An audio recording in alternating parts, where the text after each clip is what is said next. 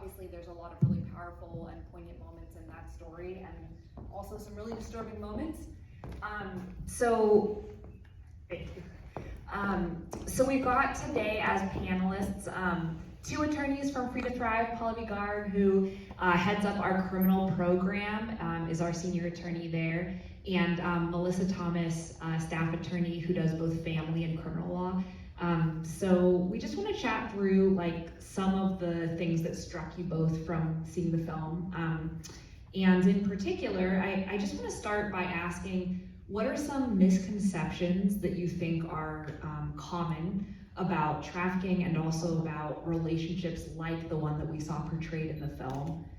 So if you wouldn't mind speaking to that first, Pallavi, that would be helpful. Sure. I think they talked about, can everyone hear me? I think it's okay. Sure if your mic is on. Yeah. That's okay. As long as y'all can hear me, yes. I think they actually talked about one of the biggest misconceptions that we hear a lot, that it is transporting of people across some kind of country line, county line, state line, right? That it's like kidnapping and moving people across, and it's really not. In fact, when it comes to sex trafficking, most cases don't just go from 0 to 100. There's this whole grooming process when it comes to commercial sexual exploitation of folks, whether we're talking about minors, whether we're talking about adults. A lot of times, a lot of times, it starts in the form of a relationship where the victim actually feels like it was a legitimate, romantic relationship. Sometimes it even gets to a point, you know, what you saw in the movie, where you have a child with this person and they will forever be in your life, or marriage. So a lot of the grooming process looks like a legitimate, real relationship. And that is the biggest myth and misconception that we have to clarify in terms of normal romantic behavior, domestic violence, human trafficking, and where those lines get really, really blurred. Thanks, Pallavi. Melissa, do you want to speak to that?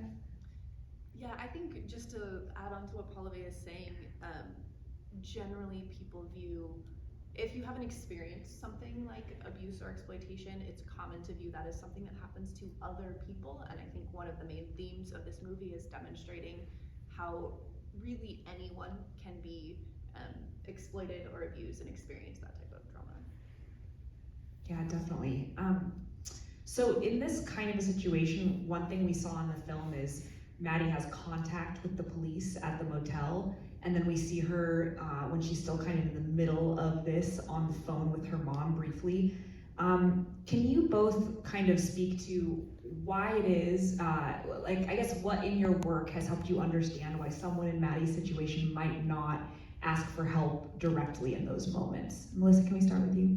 Yeah, I think it goes to that grooming process. Part of what Maddie has likely been told by her abuser during this time is that she is the one who is doing something illegal. And at the end of the day, that's true. She is allegedly selling sex, you know, and she doesn't necessarily have the understanding that she isn't old enough to consent, and that really this other person who's been abusing her has all of the power. And she may not have the language to be able to articulate that he is actually the one with control. So when law enforcement comes to the door, she may feel like she's going to get arrested.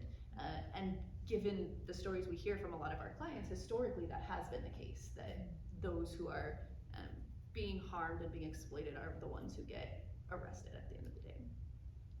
Yeah, I think that's very consistent, and actually to even take that a little bit more broadly, that's consistent in both labor trafficking and commercial sexual exploitation. Part of the criminology from the abuser is the psychological hold, right? So in commercial sexual exploitation, we oftentimes talk about it in terms of domestic violence plus. So it's the entire process of creating those trauma bonds between the victim and the abuser, so you don't feel like you can leave this person. This is the person who really loves you, right? You saw in the movie these themes of isolating that victim or that survivor from their support network. He actively told her that her parents wouldn't be supportive of her, that he is the one who will take care of her, that she has to rely on him, that nobody else will understand. And those are the same themes we see in domestic abuse relationships, in really bad relationships, even if there's no perceived violence in them, right? And it's actually the same thing we also see in labor trafficking, where a lot of times the victims are the ones who are told, you are either, here not with the full legal status, the government will not protect you. If you go to the police, you are the one who is going to get arrested. And then there's this whole psychological component of a trauma bond where you feel like, well, what are the police going to do? Even if they remove me from this situation temporarily, where are they going to put me? How am I going to survive the situation? And I love this person. This is my person. Yes, sometimes I make him mad. I'm the one who's causing this pain. It's my fault, right? And we saw that in so many places in this movie where things are turned around and it's Maddie's fault. It's her fault that she's pregnant. It's her fault that this happened. It's her fault that she went with this person, right? And that comes from a lot of just general concepts of how the patriarchy functions as well, just more broadly. Yeah, just listening to you made me think about some of the pieces that were in place, really in a calculated way from early on, right? So he pushes Maddie to tell her parents that night that or her stepdad and her mom that she's pregnant, and maybe before she's ready to share that information. And then when her mom doesn't have a gracious response to it, he tells her, if they respected you, this would have been different, right? And so there are these seeds planted along the way, and it reminds me of what you're saying with the psychological piece about trauma bonding. Can you speak a little bit more to what that process looks like? Melissa, can we start with you? Yeah, so trauma bonding, essentially as humans, we are social creatures and we need close familial bonds in order to exist in the world. And trauma bonding is essentially like what happens when that is taken over, when we experience either shared trauma with someone, or if someone who has a close bond with us creates trauma. We see it in a lot of abuse and a lot of exploitation, that because of, I'm not a psychologist and can't speak to scientifically what is happening, but we see this process happen where someone has been harmed so much by one person who they feel deeply close to, but is unable to leave that person because of these really deep psychological bonds. I can give y'all a couple of examples to think about that are not so nefarious sounding. We actually see it a lot in our daily lives, right? College campuses, Greek life, the whole hazing, the whole part of pledging when you go through a sorority or a fraternity, which is actually taken, that entire concept was extrapolated from the American military. It's the whole concept of boot camp in law enforcement, where you are put through these really, really rigorous things together in this cohort. These are your brothers and sisters and your people for life because you went through these amazing, horrifying, difficult conditions. The military created that because of the psychological hold it creates. That is trauma bonding, right? Like when we talk to military folks and veterans, and they have this deep-seated loyalty for each other. When you talk to fraternity kids, right, or sorority sisters, this sense of loyalty to somebody who was a complete stranger 8 weeks ago.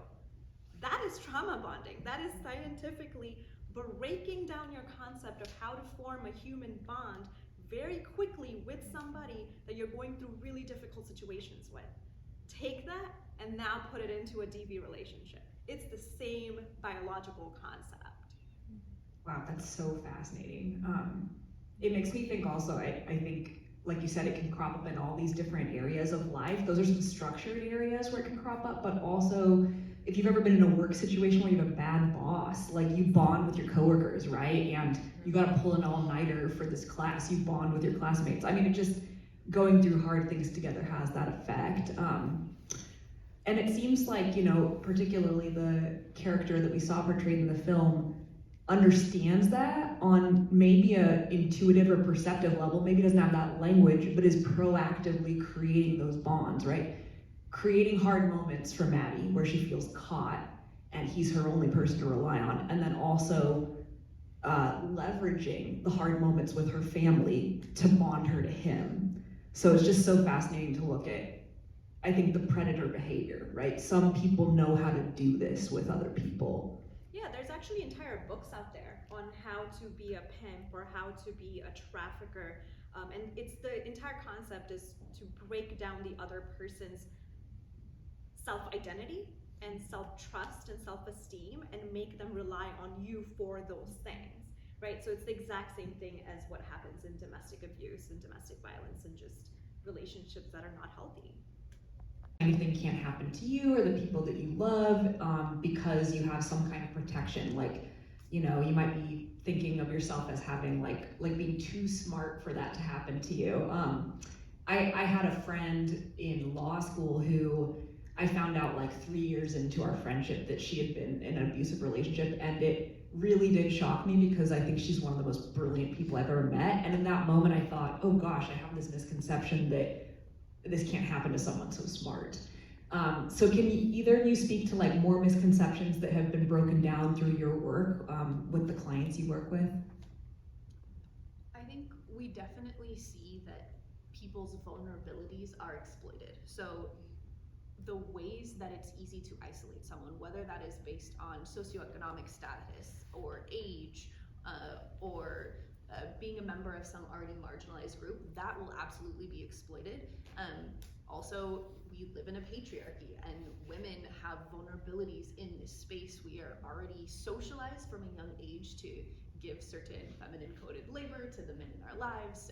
Men tend to feel entitled to that, and that in and of itself is a vulnerability. Men can also be exploited as well, but I think what it comes down to is predators will find vulnerable spots and will exploit those spots, and we all have those. And yeah, you can be extremely intelligent, you can be well off, you can also be relatively impoverished and still have vulnerabilities that can be exploited by someone who wants to cause harm. Absolutely, and I do want to be cautious that we're talking about a very narrow subset of human trafficking, right? Like we're specifically talking about one form of commercial sexual exploitation. We're not even talking about all forms of sex trafficking. But in this specific type where you have this relationship dynamic, it all comes back to the fact that love is a currency, right? When it comes to somebody who is not looking to form a real relationship, a real healthy relationship with you, but looking to form a relationship with you with the purpose of grooming you for exploitation down the road, they're using love as a currency in that moment, right? So it does not matter if you are the richest, brightest, most intelligent human on the planet. Everyone needs love, right? Everybody wants to feel loved and cared for and have those deep bonds with other people. So love is a currency, and you have to be careful about healthy boundaries.